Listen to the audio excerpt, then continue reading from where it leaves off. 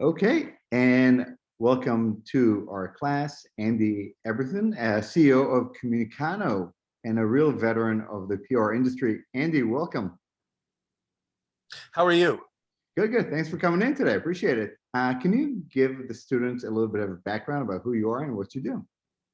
So Comunicano is in the value creation communication space. I also have a sister agency called Brand Communication Design, which is about the building of the brand and the creating of the entire experience that a customer has. And by doing so, we're able to tie the two together. And then I have a third agency, which I just started up, which is really a wine marketing and wine development company to take advantage of my passion for wine. Wow. Well, it's a lot to So I'm unpack. busy, but You're I'm busy. I'm a busy busy person. guy. So let's take one thing at a time. Okay. A lot of students use the term brand, but how do you define what a brand actually is? Oh, this is a great question, because one of the biggest challenges that people have is understanding that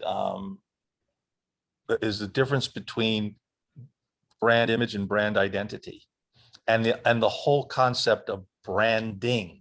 So you have, what is the brand? That's always first.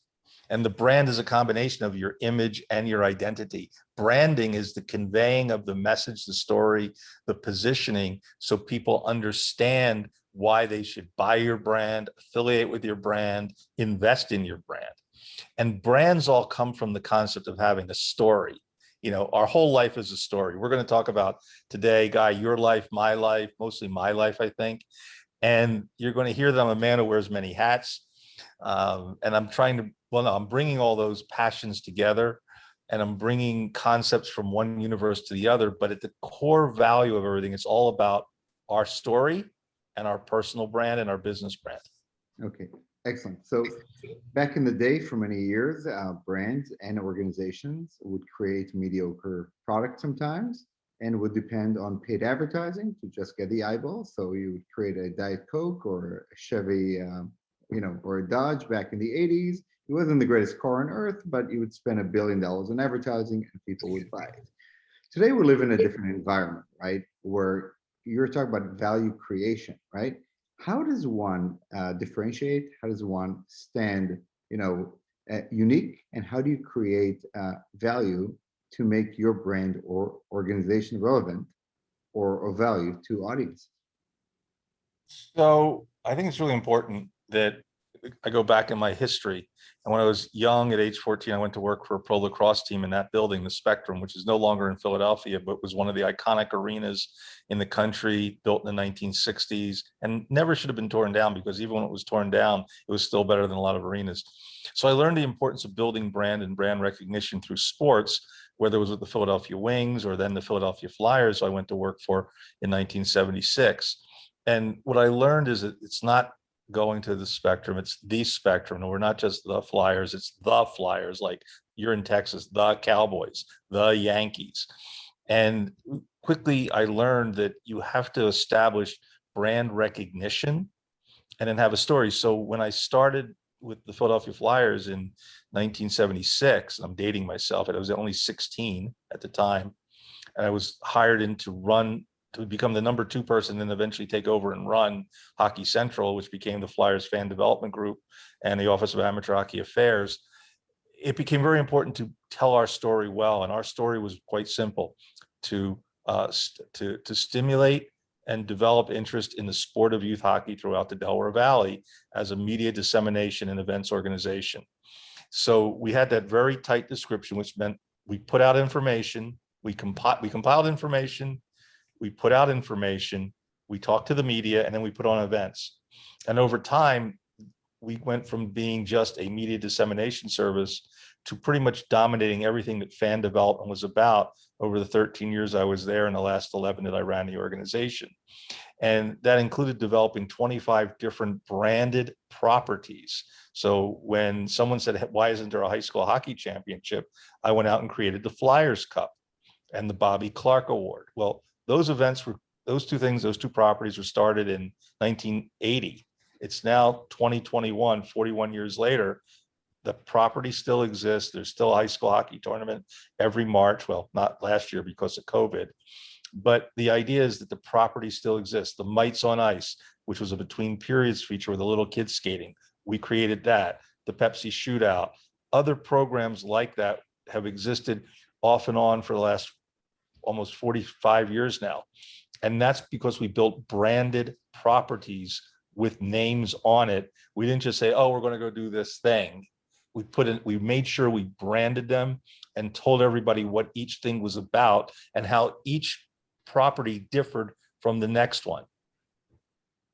All right. So as we think about brand storytelling, right, and value creation, what are some of the key lessons you learned along your journey? Because you had so many types of clients. So as I moved more and more through life and started my own agency after helping the Upper Deck Company grow in value and become the third most recognizable brand in sports marketing in the early 90s, we went from 27 million to 293 million in sales in 18 months. Then we were all unceremoniously fired. That kind of rapid growth, 12 times growth, and you're gone. So we all started our own businesses.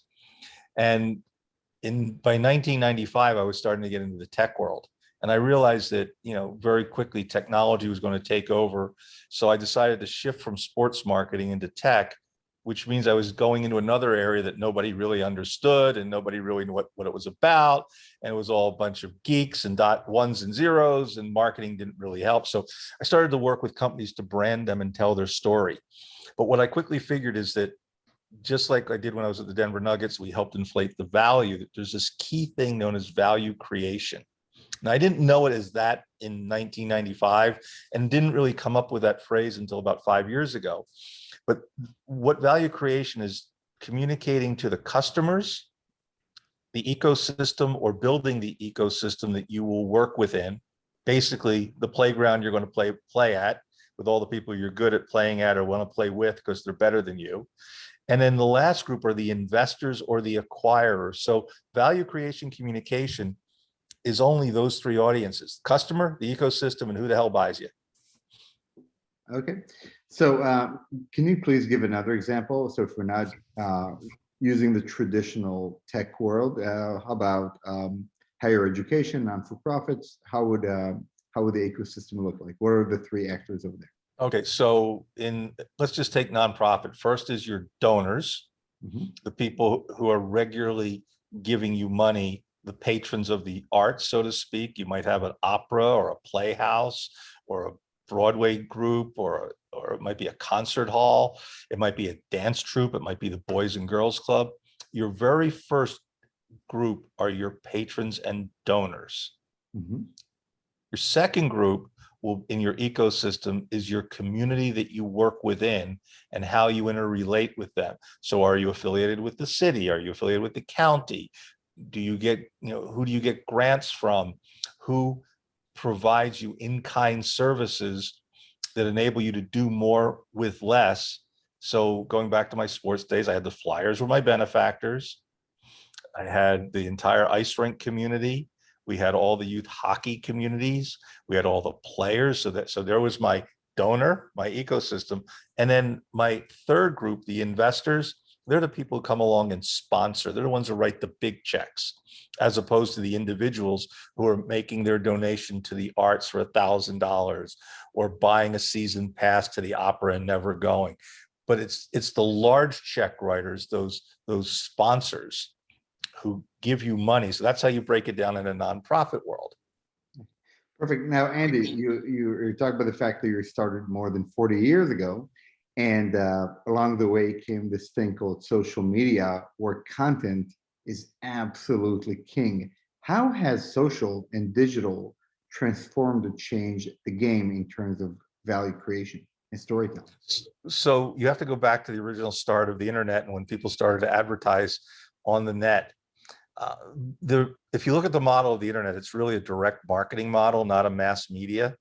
We coined the phrase during our work in the social media world in 2003, 4, 5, that it's not how many, it's who. Well, that puts you in the direct marketing model. But the Internet Ad Bureau in the 90s was unsuccessful at convincing the direct marketing shops to look at the internet as a direct marketing vehicle. So they, as you go through the, where's, you know, the whole idea of how we're going to get money to pay for all this stuff. First, they tried the guys who they should have, the direct folks. They said, no, no, no, no, no.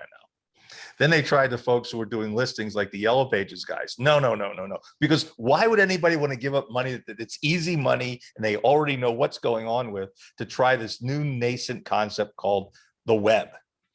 So they finally used the idea of going after cost per thousand. Advertising agencies understood it. It was an easy model to reach. And there isn't a large advertising agency that doesn't have what's known as scatter money once a quarter to be able to throw into new things. They negotiated better deals. They saved their clients for some money. There were some deals where you had make goods, so you were able to reduce the next month. So people were able to dabble in the CPM model, cost per thousand, took off, even though it was wrong.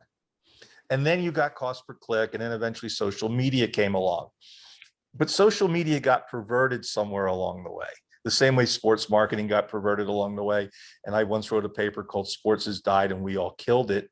And that was based on the fact that sponsorship and endorsement started to override what the sport was about, which was the fun of the game, the love of the game. That's why in basketball, there's a love of the game clause that Michael Jordan negotiated, which allows the players to play out of season basketball without any encumbrances. That's called the love of the game clause. Well, somehow that all got lost and money became the big deal. Well, social media came along and social media was great. We're going to have a lot of user generated content. People are going to contribute their insights, perspective, and opinions. I always say that good social media is all about IPO, insight, perspective, and opinion, because there's two other kinds of social media, new and shiny. Hey, this is this new thing. It's called an iPad. You should have one. It's the greatest. Okay, that's new and shiny. And then there's release and review. Oh, let me tell you all about this iPad and why this version of the mini is so good and this cover's great, release and review. But the real value is IPO, insight, perspective, and opinion. I'm going to tell you what I think because of what I know. I'm going to tell you why it's important for everything you're thinking about. And the opinion is going to be me and my own. I'm not just going to take and regurgitate the press kit or the review kit that came from the company. That's for the new and shiny guys, and that's for the release and review guys. So the idea is that we can make things happen in a very easy way to communicate, but social media got perverted. It got perverted when influencers started to be paid. Let's talk about influencer marketing. So influencer marketing may just be the future. It has been argued by some, the future of paid advertising, right? As influencers enjoy a much higher recognition and trust value proposition from their followers than any brand could ever have. What do you see as the key problem with influencer marketing, and where do you think this industry is going? Well, the first thing is that you've gone to the mass media model of advertising. You're paying somebody who has a group of followers. So the second thing, so you're going to mass media, but then you're also going to borrowed interest advertising, which is if this person likes it, these people who follow them will, and therefore will get some customers out of it. Borrowed interest is weak marketing because it means your brand isn't strong enough on its own to stand on its own 2 feet. And you need the push and you need the acceleration that this Hollywood movie star or entertainer or musician or social leader is able to bring. So think of all the little girls who want to be like the Kardashians and they run out and buy the Kardashian clothing and makeup and hairspray. They're never going to be them, but it's aspirational living vicariously. So borrowed interest advertising is weak marketing, but yet they get paid millions of dollars a year to flaunt some product. Well, let me pause you and ask you, what about nano influencers, micro influencers? So micro influencers who are not being paid, who are simply making money off of their content, are great. So when we launched the Nokia Blogger Relations Program in 2005, which was the first ever successful corporately branded social influencing program ever done. And I created that in a chat session with a consultant at the time named Martin Geddes, who's still around, though he's moved on to other different areas of interest. But we were literally chatting one day because he was sitting in a room with the worldwide head of communications for Nokia. And Nokia said they had a problem. They needed to get reviews of their new line of smartphones. They never had a smartphone before, called the N series. And they had kicked around a few social ideas and they just couldn't fly. I outlined an entire program, presented it to Rico Vonanen the next day. And he said, done, send me a contract. I said, but you haven't asked the price. He goes, put it in the contract, I'm approving it. And it became the archetype of all branded social media. And there's a lot of documentation on the web, which your students can read if they look up Nokia blogger relations. And that's what we called it, by the way.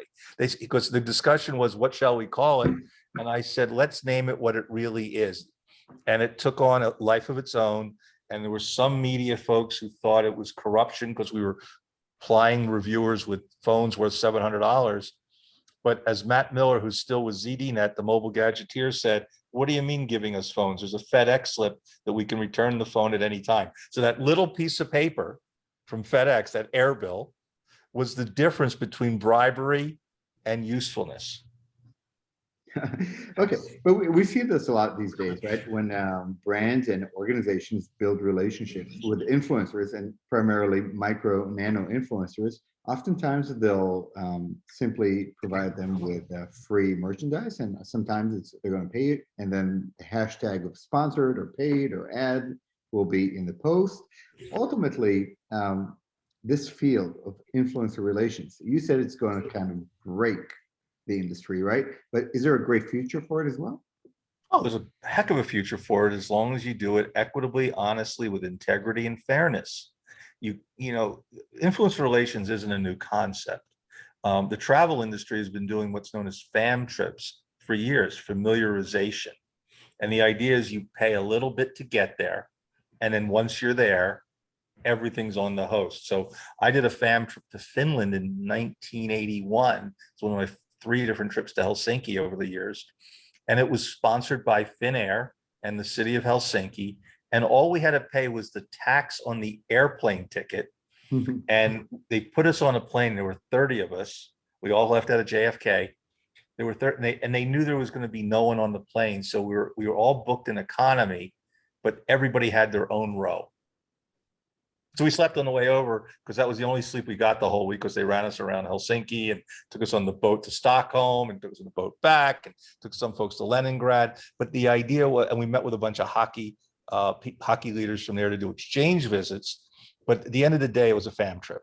And so fam trips have been around forever. And if you think that they aimed that at the travel agents were the influencers of who went where. Absolutely, yeah. My mom was a travel agent, so I know all about it. Andy, we're running out of time. If you are speaking right now to many 20-year-olds who are about to enter the public relations, the strategic communication industry, with all of your wisdom and advice, what can you tell them? What do they need to know? Never let yourself be called only a publicist, because the whole world thinks of PR people as only publicists these days. And the world of public relations is a lot more interesting than simply pitching a story to a reporter who doesn't want to listen to you. Remember, these days, reporters rarely find stories. Stories have to find the reporters, because the reporters are so overworked, underpaid, and understaffed. So you have to be really good at that. But PR as a profession can be everything from speech writing to public affairs to crisis management to events to government relations to municipal relations. It can be there's dozens of jobs. You can be a writer. You can actually move into the event creation space and do special events. You can go into sports with it. You can be a sports information director of a university, or become a PR director of a sports team, which is more than just the care and feeding of the media. It's almost always the public face of the company. So think about all that. You can also go into investor relations. There are many different tracks within the PR world beyond simply being a publicist. And what can students do to really equip themselves for success in this industry? What are some key skill sets to have? One, learn how to communicate. And that means communicate in all the different ways that you can communicate today, whether it's using social media apps, instant messaging, SMS, email, talking on the telephone, being present in conference calls, and knowing how to be active and present in there. That's number one. Number two, and probably more important than number one, learn how to write. It's amazing how many young people I come into contact with who are either good at like very short sentences, but ask them to put more than 160 characters in front of somebody and they're lost, or they only want to read bullet points and not the entire dialogue that needs it. Most ideas are not bullet points. It's the thinking that comes behind it. So you need to be able to articulate your thoughts beyond simply a bullet point outline. Number three, learn how to outline your thoughts. Understand the concept of goals, objectives, strategies, and tactics, and know the difference between what a strategy is and a tactic. And by the way, Guy, I don't believe that most people can deliver strategy until they've actually worked 5 years or more in the business world, because up until that point, they only know a few things and most of it's tactical. Okay, excellent advice. Andy, thank you so much for taking the time today, and I really appreciate all of your wisdom. I hope it's good for your students, and I'll close with this. Work hard, play fair, but have fun. Absolutely. Andy Abramson, thanks so much.